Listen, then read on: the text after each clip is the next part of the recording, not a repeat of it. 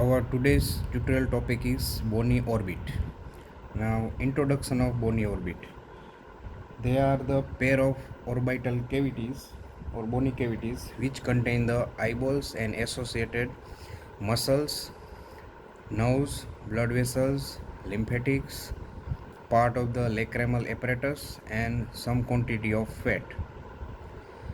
Now, we discuss the superficial aspect of the bony orbit. Now, shape of the bony orbit. It is a four-sided pyramid. When we see from the side aspect, it has one base and apex towards the posterior aspect and four wall: roof, floor, medial wall and lateral wall. So it is a four-sided pyramid. Now these two bony wall of the bony orbit are lies parallel to each other, and between the two medial wall there is a distance is about 2.5 centimeter separated by the nasal cavities.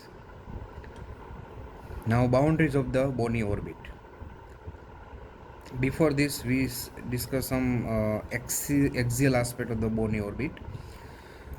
Now, bony orbit has a anteriorly base that is called as a orbital margin, and posteriorly there is a apex. Now axis of the bony orbit, that is passes anteriorly through the center of the orbital margin or base and posteriorly through the optic canal, so that is present at the apex of the bony orbit. Now that from the axis of the orbital cavity, that is called as the orbital axis. Now important structure present inside the bony orbit, that is the eyeball, and eyeball is situated in this way. Axis of the eyeball that passes through anterior and posterior pole of the eyeball, and that from the visual axis. Now between orbital axis and visual axis there is some degree of angle is formed, that is called as a orbital angle, and that is about 10 to 20 degree. Now boundaries of the bony orbit: roof, floor, medial wall and lateral. Now we discuss one by one. First of all, the roof of the bony orbit. How it formed? It is formed by entirely by the orbital plate of frontal bone that can be seen on the interior aspect of the cranial cavity. This portion, that is the orbital plate of frontal bone, and posteriorly it is completed by the lesser wing of the sphenoid bone near the extreme posterior portion of the roof, that is the optic canal. Here that can be posteriorly completed by the lesser wing of the sphenoid bone. Now some extra feature of the roof. On the anteromedial aspect there is a trochlear notch or spine. Anterolateral aspect there is a fossa for the lodgement of the lacrimal gland, that is present on the anterolateral aspect. In extreme posterior portion there is a presence of optic canal. Now clockwise comes towards the lateral wall, that is the strongest wall out of the four walls, because it has to transmit the force of the mastication from upper molar teeth upwards.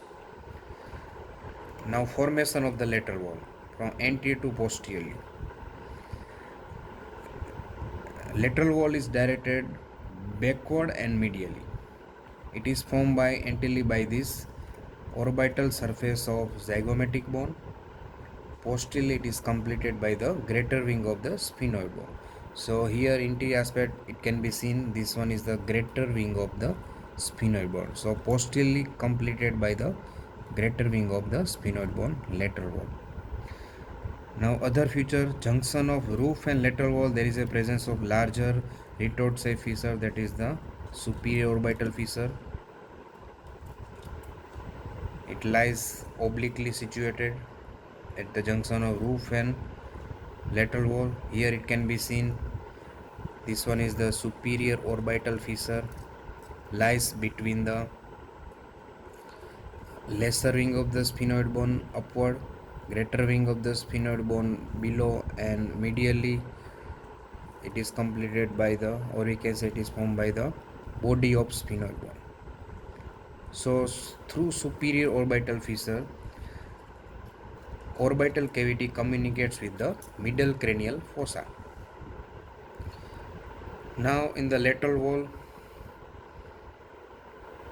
just behind this orbital margin, there is a palpable tubercle is there, that is called the Whitnall's tubercle, that is present just below this zygomatico frontal suture. Now within the orbital surface of zygomatic bone, there is a one foramen is there, that is called as zygomatico-facial foramen, through which zygomatico-facial and zygomatico-temporal now come out, and that communicate with the outside with the infratemporal region.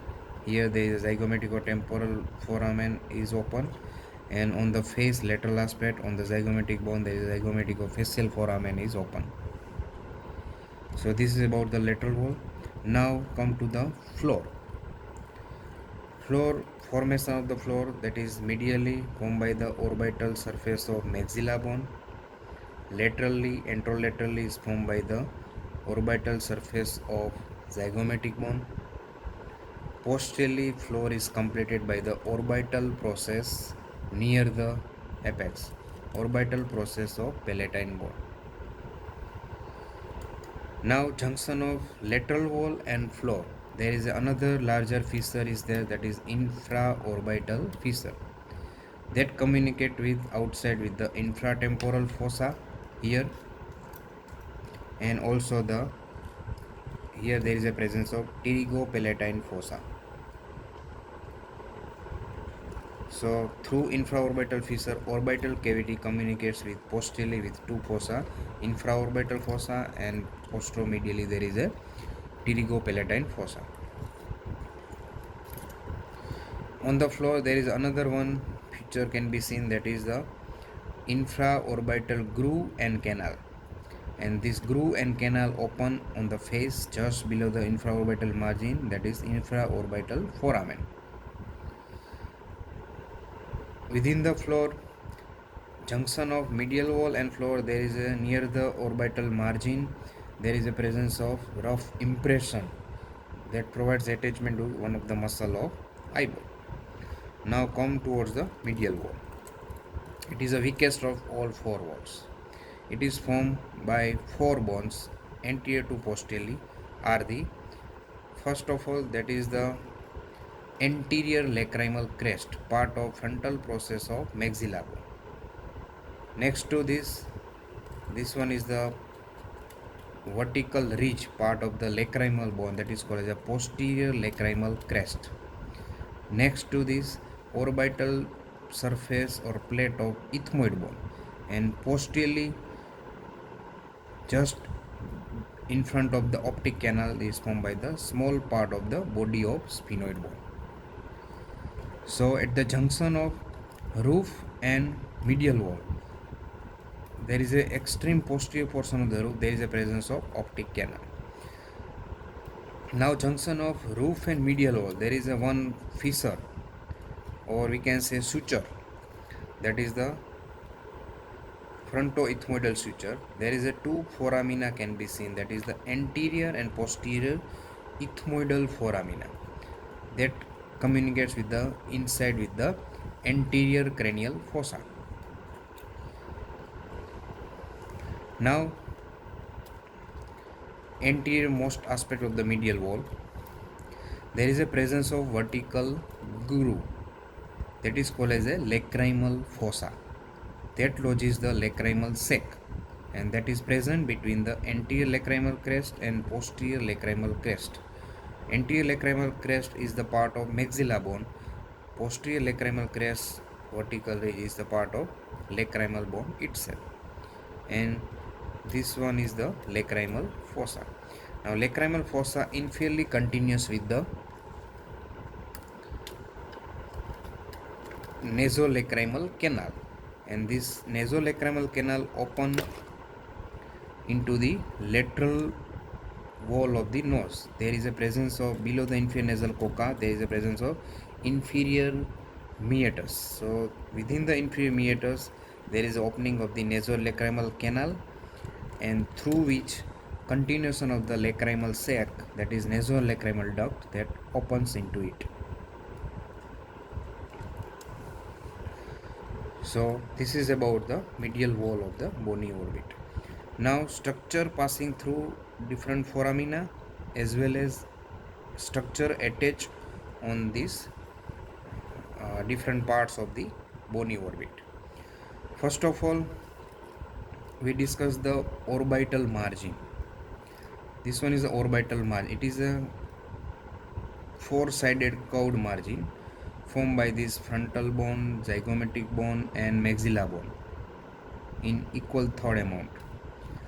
And medially, this is the supraorbital margin. At the junction of medial 1/3 and lateral 2/3, there is a presence of supraorbital notch or foramen. So the supraorbital margin medially continues as a posterior lacrimal crest.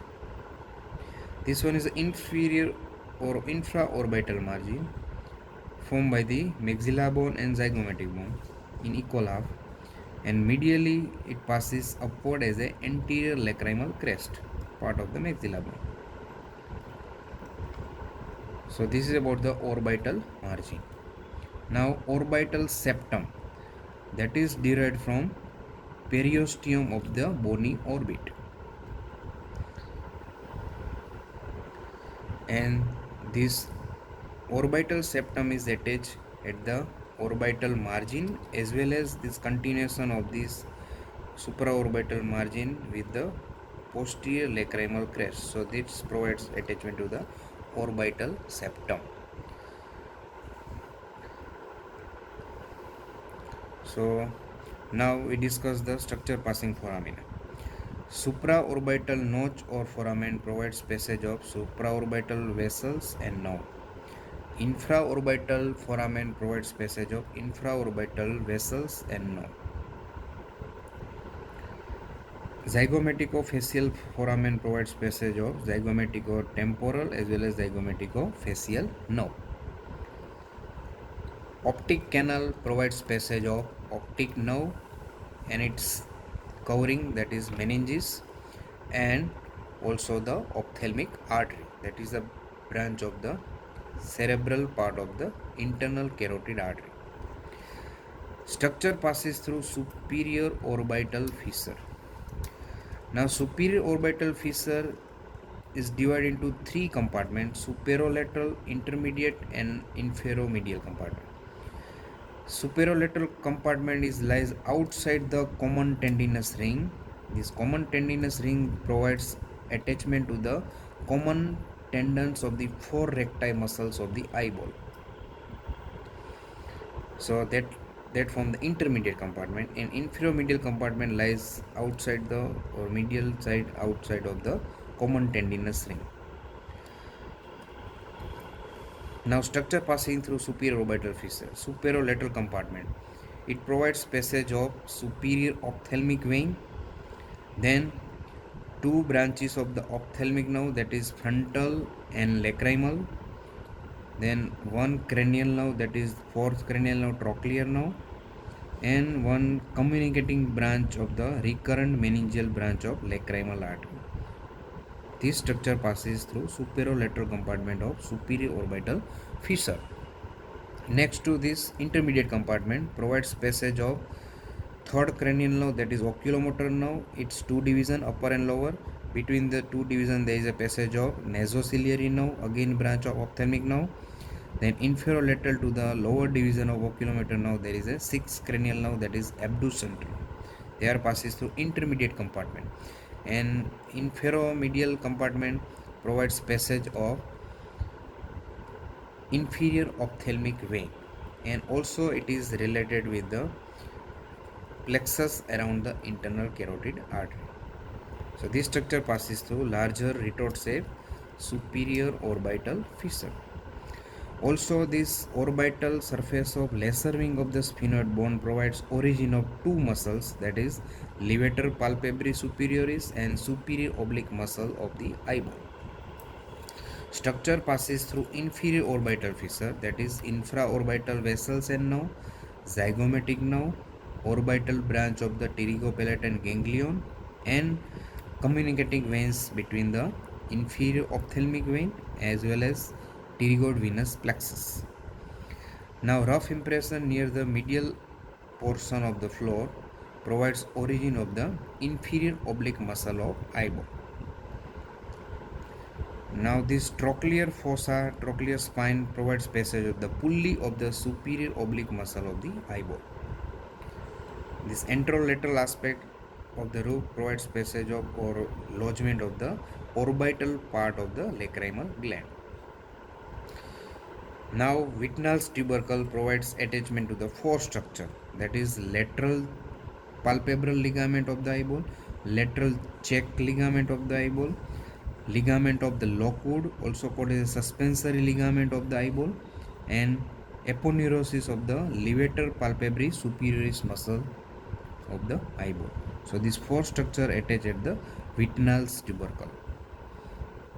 Now, anterior and posterior ethmoidal foramina present on the medial wall provides passage of the nerve and vessels of the same name. Anterior ethmoidal vessels and nerve, posterior ethmoidal vessels.